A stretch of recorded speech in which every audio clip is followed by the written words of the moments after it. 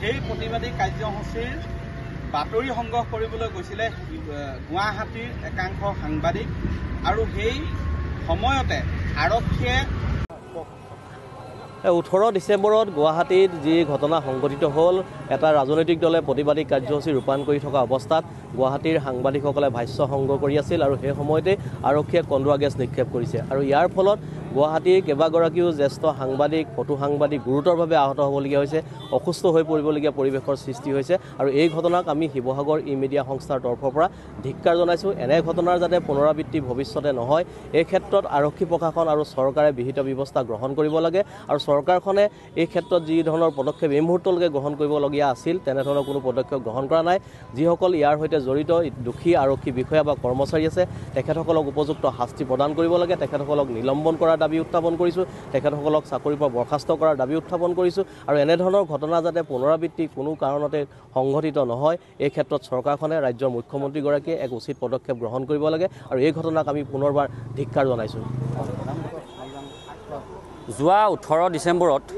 গুৱাহাটীত হোৱা এটা কাৰ্যসূচীৰ বাতৰি সংগ্ৰহৰ বাবে যোৱা সাংবাদিককৰ্মীসকলৰ ওপৰত প্ৰশাসনে যি ধৰণে আৰক্ষী প্ৰশাসনে কন্দুৱা গেছ নিক্ষেপ কৰিলে, এইটো কোনো কাৰণতে গ্ৰহণযোগ্য নহয় আৰু যুক্তিসংগত নহয়। তেওঁলোকে এটা কথা পাহৰি যোৱাটো ভুল যে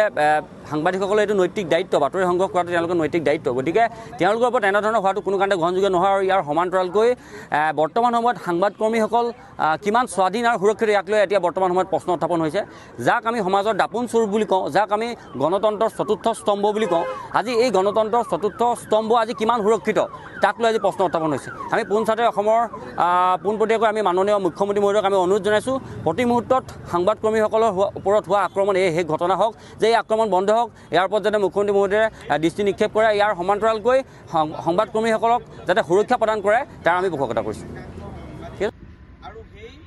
সময়তে আৰক্ষীয়ে প্ৰতিবাদী কাৰ্যসূচীৰ বাবে কন্দুৱা গেছ প্ৰয়োগ কৰাৰ ফলত তাত থকা যিসকল গুৰুতৰভাৱে অসুস্থ হৈ পৰে, কাৰণ সেই সময়ত নেতৃত্ব লৈছিলে তেওঁলোকৰ ভাষ্য লৈ থকাৰ সময়তে আৰক্ষীৰ আচলতে যি ধৰণে প্ৰতিবাদ ৰোধ কৰিবলৈ যি ব্যৱস্থা কৰিছিলে তাত কাৰো আপত্তি নাছিলে, কিন্তু গুৰুতৰভাৱে অসুস্থ হৈ পৰে। ইয়াৰ আচলতে সাংবাদিকক যিহেতু ভিডিঅ' বা ভাষ্য সংগ্ৰহ কৰি থকাৰ সময়তে সাংবাদিকৰ গাটো এক প্ৰকাৰৰ নিক্ষেপ কৰা হয় কন্দুৱা গেছ। অনুষ্ঠান উদ্যোগত সাংবাদিকসকলে এই প্ৰতিবাদী কাৰ্যসূচী গ্ৰহণ কৰিছে আৰু সাংবাদিকসকলৰ বাতৰি সংগ্ৰহৰ ক্ষেত্ৰত যি বাধা দিয়া হৈছে, বাতৰি সংগ্ৰহৰ সময়ত যি ধৰণে সাংবাদিকৰ ওপৰত আচলতে এনেধৰণৰ কন্দুৱা গেছ নিক্ষেপ কৰা হৈছে, তাৰ বিভিন্ন দল সংগঠনৰ বিষয়ববীয়াসকল যোৱা পৰহিয়ে আচলতে আমাৰ যিসকল সংবাদকৰ্মীৰ ওপৰত তেওঁলোকে বাতৰি সংগ্ৰহৰ বাবে গৈছিল আৰু তাত গণতন্ত্ৰৰ চতুৰ্থ স্তম্ভ বুলি আচলতে মুখে